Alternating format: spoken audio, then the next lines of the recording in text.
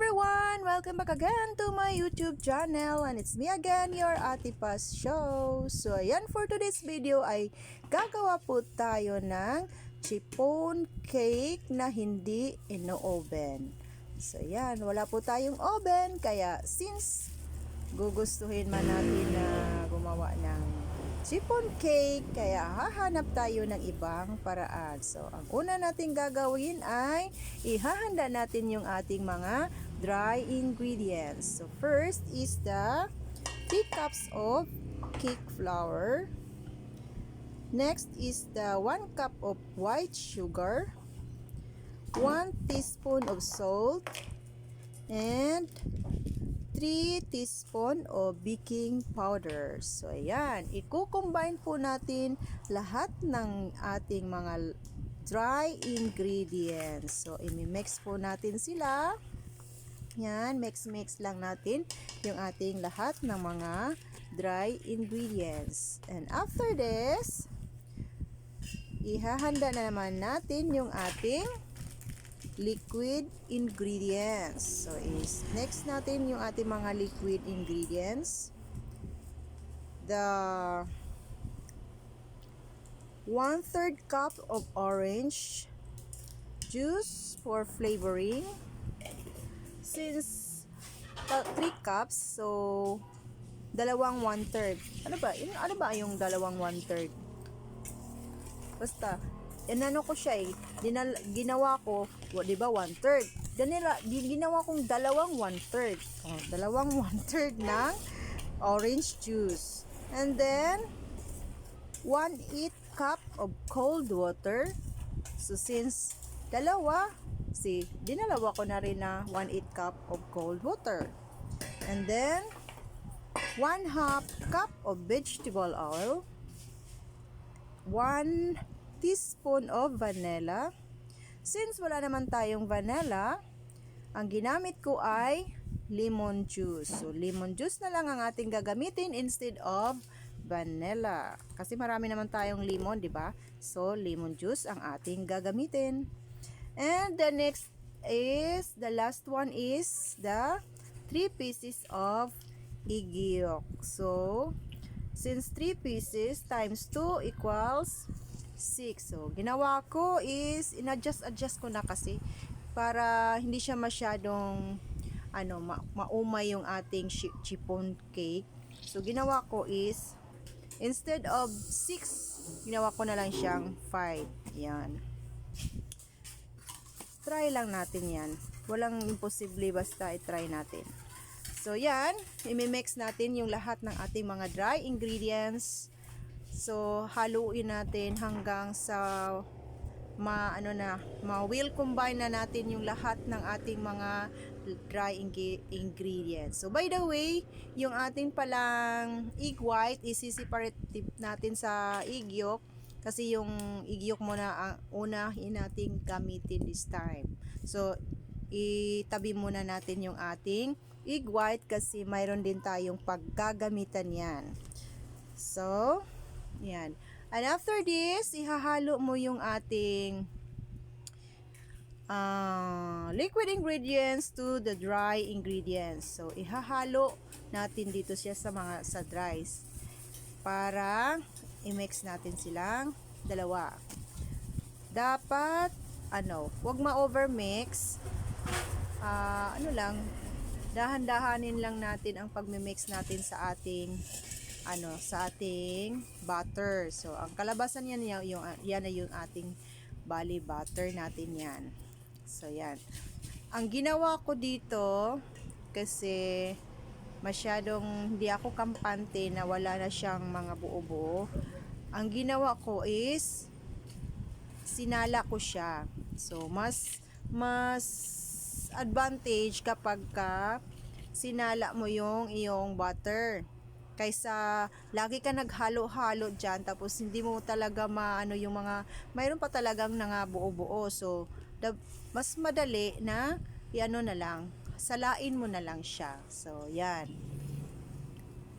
And after mo yan masala, iset aside na natin yung ating butter. Next is gagawa na tayo ng ating egg white, 'di ba? May egg white tayo kanina, so itinabi natin. So, 'yun ang ating gagawin this time. Gagawin natin siyang meringue.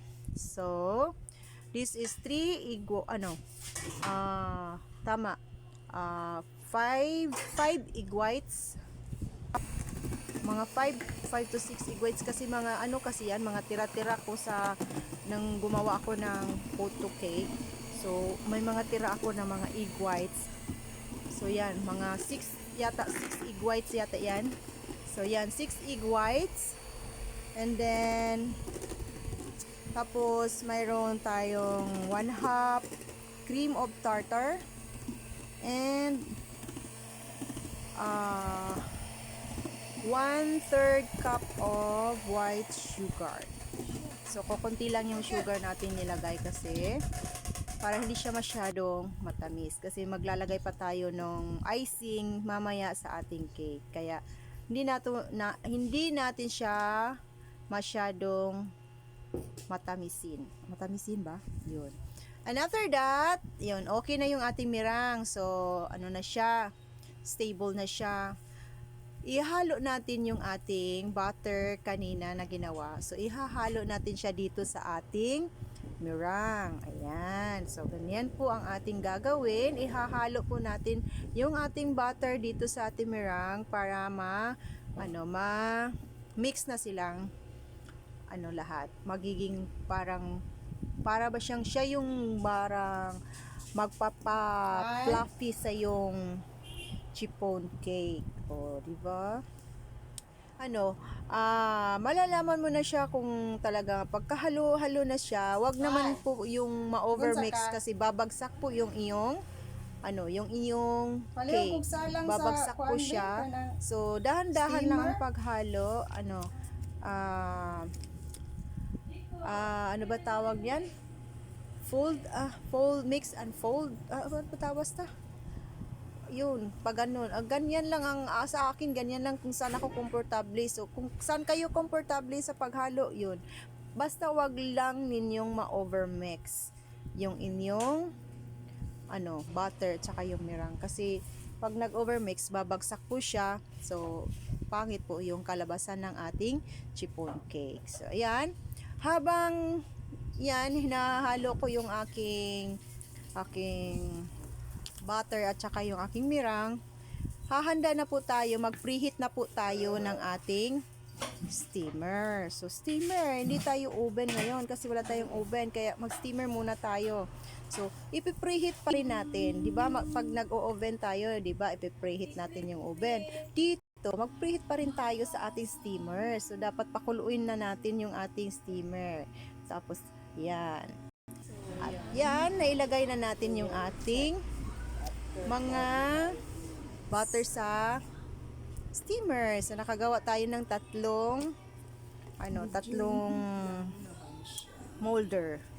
Small, medium, and large. Tapos, yung anyong apoy ay medium na lang. Medium heat. Oh, hindi siya malakas, hindi mahina. So, katamtaman lang yung inyong apoy. And then, dapat, lagyan mo ng cloth ang inyong takip para yung tubig na steam ay hindi babagsak doon sa iyong sa iyong chiffon, sa iyong cake. So, yan na. After 20 minutes, check natin. Ayan. Kapag wala nang sumama sa iyong stick, it means luto na siya. O, diba? 20 minutes lang pala, luto na. Pag dati, nasa oven, mga 30 to 40 ay, yun pa, saka pa siya naluluto. Ngayon, within 20 minutes, luto na siya. Tapos, yan, perfect. Pagka ganyan, pag pag ipipress mo siya, pag nagba-bounce, it means perfect. So, tama ang pagkagawa. So, thank you. At naging success tayo for the first time. First experiment. O, di ba? Experiment. Kasi, first lang natin itong ginawa na sa steamer natin lulutuin. And after that, ayan, ready na. At nalagyan ko na siya ng icing. So, di ba? O, cake na cake, birthday cake na. Kaso, nagka-problema ako sa paggagawa ng icing, ano, hindi talaga ako master sa paggawa ng icing, kaya yan medyo malusaw yung icing ko. So yan, nakagawa pa rin naman tayo ng paraan.